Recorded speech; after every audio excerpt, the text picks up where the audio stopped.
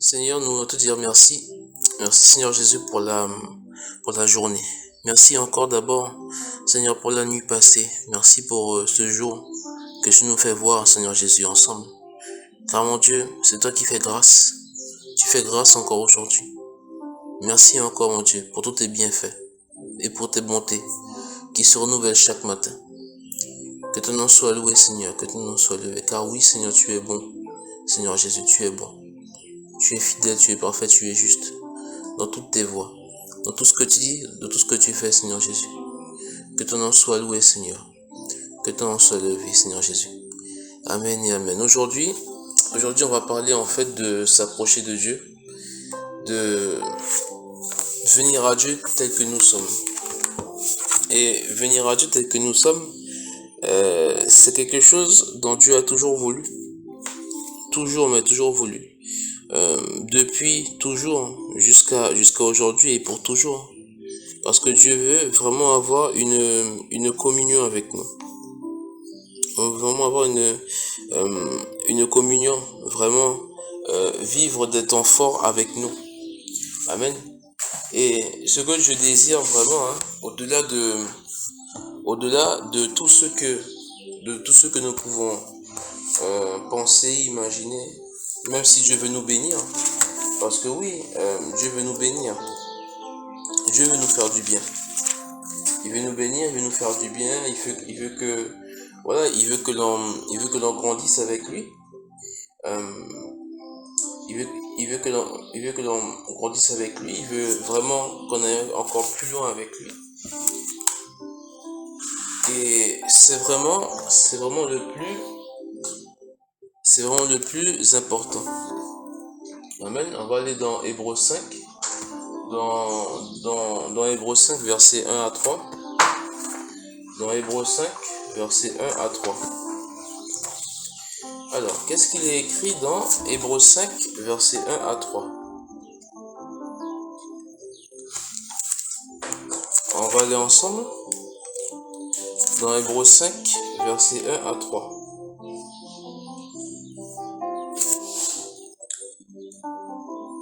En effet, tout grand prêtre pris parmi les hommes est établi en faveur des hommes dans le service de Dieu, afin de présenter des offrandes et des sacrifices pour les péchés. Il peut avoir de la compréhension pour les personnes ignorantes et égarées, puisqu'il est lui-même aussi sujet à la faiblesse. C'est d'ailleurs à cause de notre faiblesse qu'il doit offrir des sacrifices pour ses propres péchés, aussi bien que pour ceux du peuple. Personne ne peut s'attribuer l'honneur de cette charge à moins d'être appelé par Dieu, comme l'a été Aaron. On peut aller jusqu'au verset 4 au verset 5. Christ non plus ne s'est pas attribué la gloire de devenir grand prêtre. Il la tient de celui qui lui a dit « Tu es mon fils, je t'ai engendré aujourd'hui ». Il dit aussi d'ailleurs « Tu es prêtre pour toujours à la manière de Melchisédek ». Alors, c'est vraiment intéressant ce passage parce qu'il fait référence à l'Ancien Testament. C'était les grands prêtres, en fait, à l'époque, qui représentaient le peuple devant Dieu, dans le service dans le temple. Quand les gens péchaient et tout, que ce soit, enfin, peu importe la personne du peuple, le prêtre devait d'abord se purifier, parce que le prêtre aussi était pécheur, était vraiment pécheur, le prêtre, le grand prêtre. Devait d'abord se purifier avant justement d'offrir le sacrifice à Dieu pour expier la faute du peuple ou bien de la personne. Et là on voit que c'est tout un système de rites, de sacrifices et tout. Vraiment quelque chose de difficile et de compliqué. Amen. Donc là on voit la complexité de la chose. Et quand on voit tout ça, on se dit, mais waouh, c'est quand même compliqué de s'approcher de Dieu et tout, par des sacrifices, etc., etc. Non. Aujourd'hui, nous avons la grâce, par le sacrifice de Jésus qui est éternel, de nous approcher de Dieu tel que nous sommes. plus besoin de sacrifice, plus besoin d'agneau immolé, non. Non, non, Jésus a déjà tout payé à la croix. Amen, Jésus a déjà tout payé à la croix. Il n'y a plus besoin de sacrifice de communion, parce que par la mort de Jésus, eh bien, nous pouvons aller directement dans la présence de Dieu, peu importe où nous sommes, peu importe qui nous sommes. Par la mort de Jésus. Et Jésus justement qui est sans péché, n'a pas besoin de se purifier avant d'aller dans la présence de Dieu, parce que Jésus est parfait, Jésus est saint, Jésus n'a jamais péché. Donc lui, il a librement accès dans la présence du Père. Et au travers de lui, nous avons librement accès dans la présence de Dieu. Amen. Donc, toutes les fois où nous péchons et nous nous repentons, eh bien, c'est dans la présence de Dieu. Et on a un libre accès dans la présence de Dieu. Amen. Et c'est vraiment quelque chose de très, très, très important. On va prier ensemble pour remercier Dieu, pour remercier le Seigneur vraiment de nous avoir donné un libre accès dans la présence de Dieu. Un libre accès, vraiment. Quand on dit libre accès, mais c'est un accès total, vraiment, dans la présence de Dieu. On va prier ensemble. Seigneur, merci. Merci Seigneur Jésus pour ton sacrifice. Merci pour qui tu es. Merci pour ce que tu as fait, Seigneur Jésus, pour nous. Merci encore parce que grâce à toi, Seigneur, nous avons un libre accès dans la présence du Père. Un libre accès dans la présence du Papa. Grâce à toi, Seigneur Jésus. Grâce à toi, Seigneur, tous les jours de notre vie, peu importe l'endroit où nous sommes, peu importe qui nous sommes, eh bien, tu nous offres vraiment un accès total, un accès simple dans la présence du Papa, pour profiter de la présence du Papa, pour demander des choses à Papa, pour vraiment être vrai avec Papa, être rempli par Papa. Merci Seigneur Jésus, car c'est grâce à toi.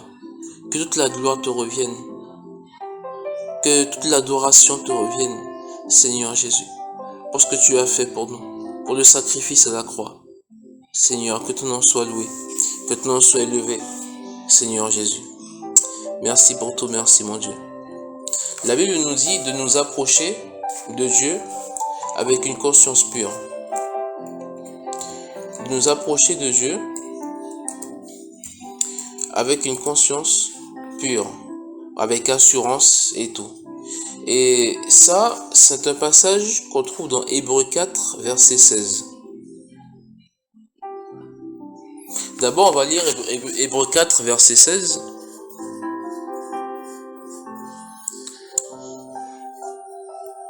Amen. Dans Hébreux 4, verset 16. Alors, qu'est-ce qu'il est écrit dans Hébreux 4, verset 16? Il est écrit: approchons-nous donc avec assurance du trône de la grâce, afin d'obtenir miséricorde et de trouver grâce pour être secourus dans nos besoins. Amen. Approchons-nous donc du trône de la grâce. C'est vraiment quelque chose que nous, on a du mal à réaliser. Vraiment, hein,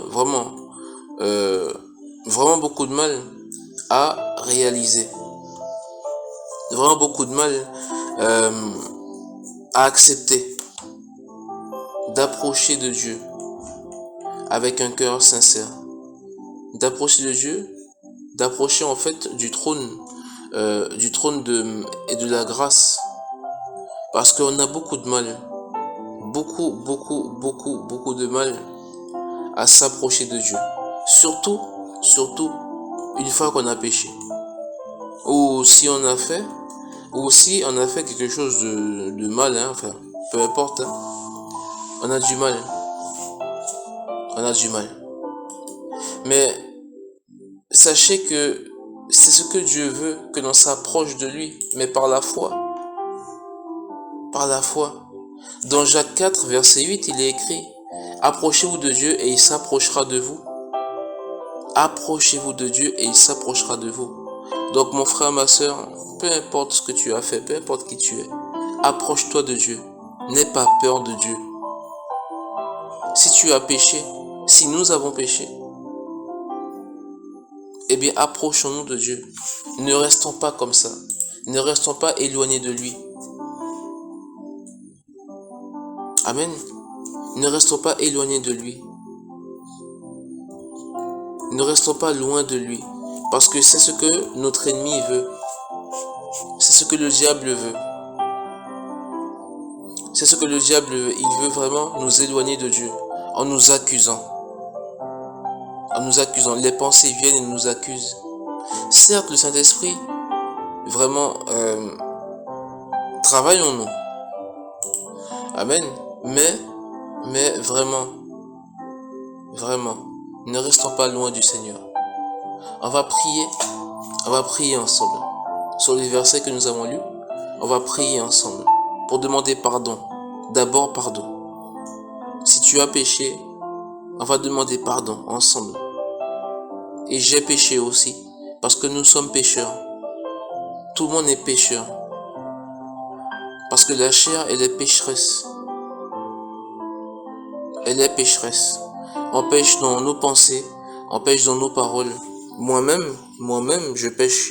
Je pêche dans mes pensées, dans mes paroles. Amen. On va demander pardon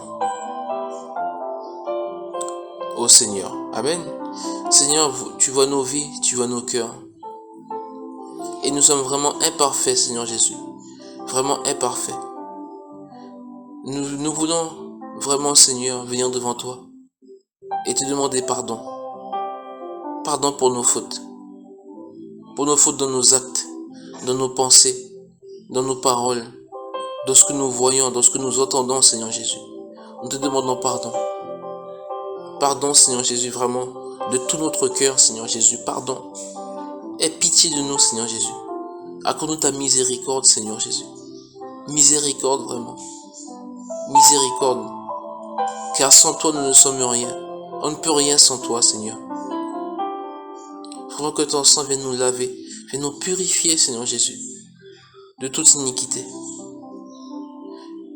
Afin justement, Seigneur, qu'on puisse s'approcher de toi. Viens nous laver de toute culpabilité, de toute honte, de toutes ces choses, Seigneur Jésus, de ces mauvaises pensées qui nous assaillent constamment.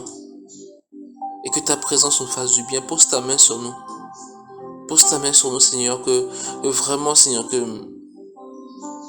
l'on puisse sentir ta présence.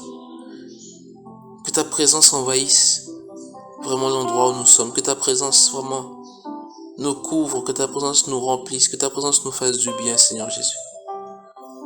Afin d'être rassurés et d'avoir ton approbation, Seigneur. Merci vraiment pour nos fautes qui sont lavées. Merci vraiment, Seigneur, d'avoir ôté vraiment la honte, la culpabilité qui nous assaille constamment. Quand nous sommes lavés, purifiés par le sang de l'agneau. Merci, Seigneur Jésus. Merci pour tout, merci mon Dieu. Dans Hébreux 10, verset 22, il est écrit: approchons-nous donc avec les cœurs purifiés d'une mauvaise conscience. C'est la version qui est courte. De s'approcher de Dieu avec les cœurs purifiés d'une mauvaise conscience. Amen. De s'approcher de Dieu, d'accord, les cœurs purifiés d'une mauvaise conscience. Alors on va dire, mais c'est vraiment bizarre. Hein? Non, ce n'est pas bizarre. Ce n'est pas bizarre. On va reprendre ce passage-là. On va reprendre ce passage déjà dans Hébreux 10, verset 19. On peut aller jusqu'au verset 22. Dans Hébreux 10, verset 19 à 22, qu'est-ce qu'il est écrit? Il est écrit: ainsi donc, frères et sœurs, puisque nous avons, au moyen du sang de Jésus, une libre entrée dans le sanctuaire. nous avons au moyen de Jésus, nous avons au moyen du sang de Jésus, une libre entrée dans le sanctuaire, par la route nouvelle et vivante qu'il a inaugurée pour nous au travers du voile, c'est-à-dire de sa chair. Et puisque nous avons un souverain sacrificateur établi dans la maison de Dieu, donc là il parle de Jésus, qui est le souverain sacrificateur, qui est justement le grand prêtre pour toujours, établi dans la maison de Dieu, approchons-nous avec un cœur sincère de la plénitude de la foi, les cœurs purifiés d'une mauvaise conscience et le corps lavé d'une eau pure.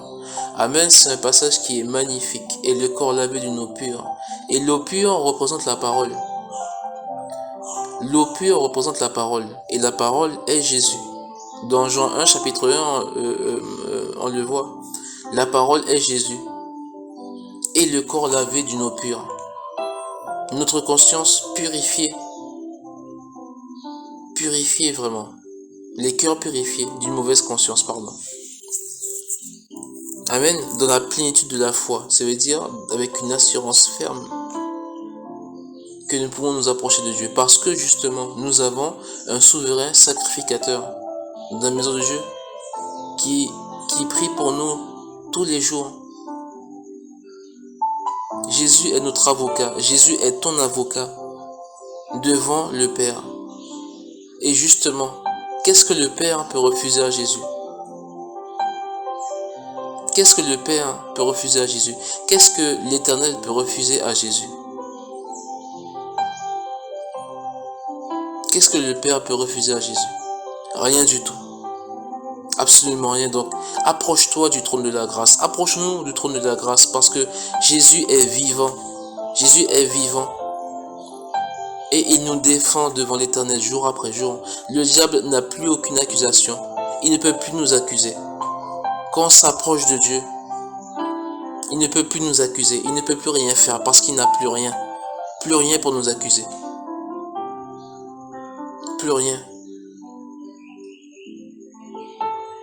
Amen. Il n'a plus rien pour nous accuser. Prions vraiment. Prions pour que ces paroles puissent pénétrer dans nos cœurs et de croire en ces paroles. D'avoir cette assurance que quand on s'approche de Dieu, eh bien c'est par Jésus que l'on passe. Et en passant par Jésus, eh bien nous sommes lavés, purifiés d'une eau pure. Nos cœurs sont purifiés. Notre conscience est purifiée. Et justement d'avoir foi en ces paroles. Amen, on va prier ensemble. Prions ensemble. Seigneur Jésus, merci. Merci encore pour tout, Seigneur Jésus. Car grâce à toi, oui Seigneur mon Dieu, on peut s'approcher du Père. Donne-nous d'avoir vraiment cette assurance, cette fermeté dans cette parole. D'avoir foi en cette parole. De croire pleinement en tout ce que tu dis, Seigneur Jésus. Car oui, Seigneur, nous pouvons nous approcher de Dieu. Parce que nuit et jour, tu nous défends. Tu es notre avocat, Seigneur Jésus. En toi seul, on se confie, Seigneur Jésus. Tu es celui vraiment, Seigneur, qui continue encore et encore, Seigneur, mon Dieu,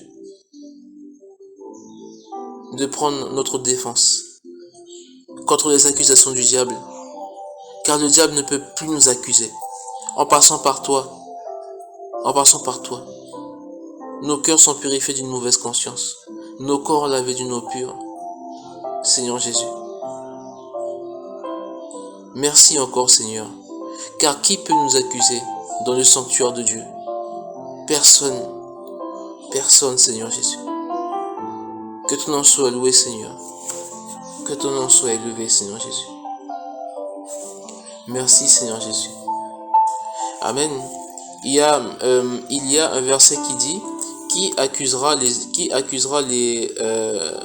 élus de Dieu? C'est un passage que l'on peut trouver dans Romains 8, verset 33. Dans Romains 8, verset 33, il est écrit: qui accusera les élus de Dieu? C'est Dieu qui justifie. Qui les condamnera? Christ est mort, bien plus, il est ressuscité, il est à la droite de Dieu et il intercède pour nous. Amen. N'est-ce pas magnifique? N'est-ce pas digne de louange et d'adoration pour le Seigneur? On va le reprendre ce passage. Romains 8, verset 33 à 34. Qui accusera les yeux de Dieu? C'est Dieu qui justifie. Qui les condamnera? Christ est mort. Bien plus, il est ressuscité. Il est à la droite de Dieu et il intercède pour nous. Il intercède pour nous. Ça veut dire qu'il prie pour nous. Il prend notre défense. Il est vraiment entre Dieu et nous. Christ nous a sauvés de la colère de Dieu. Christ nous a sauvés vraiment de l'enfer. Parce que c'est l'enfer qui nous attendait. Amen. Donc, soyons rassurés par ces passages. Soyons vraiment fortifiés par ces passages. Approchons-nous de Dieu tel que nous sommes. Approche-toi de Dieu tel que tu es jour après jour. Jour après jour. Parce que le piège est de rester dans la culpabilité et de penser que Dieu ne nous aime plus. Tout ça, ce sont les mensonges du diable. Ce sont les mensonges du diable. Parce que Dieu t'aimera toujours. Dieu m'aimera toujours. Dieu nous aimera toujours. Toujours. Mais la question est, vas-tu rester par terre? Vas-tu rester par terre ou bien vas-tu te laisser relever par le Jésus? Vas-tu te laisser relever par la main, par Jésus? Parce que Jésus te prend par la main pour te relever, comme il a fait avec cette femme adultère. Jésus relève par la main tous ceux qui sont par terre, écrasés par le péché, écrasés par une mauvaise conscience, écrasés par les angoisses, écrasés par la maladie, écrasés par l'inquiétude. Jésus nous prend par la main et nous relève. Laisse-toi prendre par la main, par Jésus, pour te relever. Pour te relever. Et de faire ce choix de te relever. Parce que Jésus ne te forcera jamais à te relever. Même s'il te prend par la main. Amen. Amen, on va prier ensemble. Prions ensemble. Seigneur Jésus, tu connais nos vies, tu connais nos cœurs. Et la vie ici-bas, Seigneur Jésus, la vie n'est pas simple. Tu le sais bien plus que nous, Seigneur Jésus. Nous sommes parfois écrasés, par terre, mon Dieu, par le poids du péché, par le poids des angoisses, par le poids des inquiétudes. Nous sommes écrasés, Seigneur Jésus, par le poids vraiment des choses de la vie, par les soucis, par les inquiétudes. S'il te plaît, Seigneur, viens nous prendre par la main. Relève-nous, Seigneur Jésus. Relève-nous, Seigneur. Nous voulons aujourd'hui nous relever. Nous relever, Seigneur, mais il n'y a que toi qui peux nous relever, Seigneur. Peu importe qui nous sommes, peu importe ce que nous avons fait. Viens nous relever, Seigneur Jésus. Nous refusons de rester par terre, accablés, alourdis par nos fardeaux. Nous te remettons nos fardeaux, Seigneur Jésus. Car toi seul peux porter nos fardeaux. Toi seul, Seigneur Jésus, peux supporter ces fardeaux. Viens prendre ces fardeaux, Seigneur Jésus. S'il te plaît, Seigneur, que ton nom soit loué, Seigneur. Que ton nom soit élevé, Seigneur Jésus. Amen. Amen et amen. Merci, Seigneur Jésus. Merci encore pour ce moment que nous avons passé ensemble, Seigneur, dans ta présence. Merci parce que nous pouvons nous approcher de toi, tel que nous sommes, Seigneur Jésus. Qui que nous soyons, Seigneur Jésus. Que jour après jour, Seigneur, que l'on puisse chercher ta présence. Jour après jour, Seigneur mon Dieu, chercher à savoir qui tu es. Jour après jour, Seigneur Jésus, vraiment prier avec assurance, avec foi, avec fermeté, que où que nous soyons, alors tu nous écoutes. tu nous écoutes, Seigneur. Mais surtout, Seigneur, apprends-nous vraiment d'être à l'écoute de ta voix, d'être sensible à toi. Sensible vraiment à ta parole, sensible à ta présence, Seigneur Jésus. Apprends-nous, Seigneur. Merci encore pour ta grâce. Que ton nom soit loué, Seigneur Jésus. Amen et amen. Merci, Seigneur.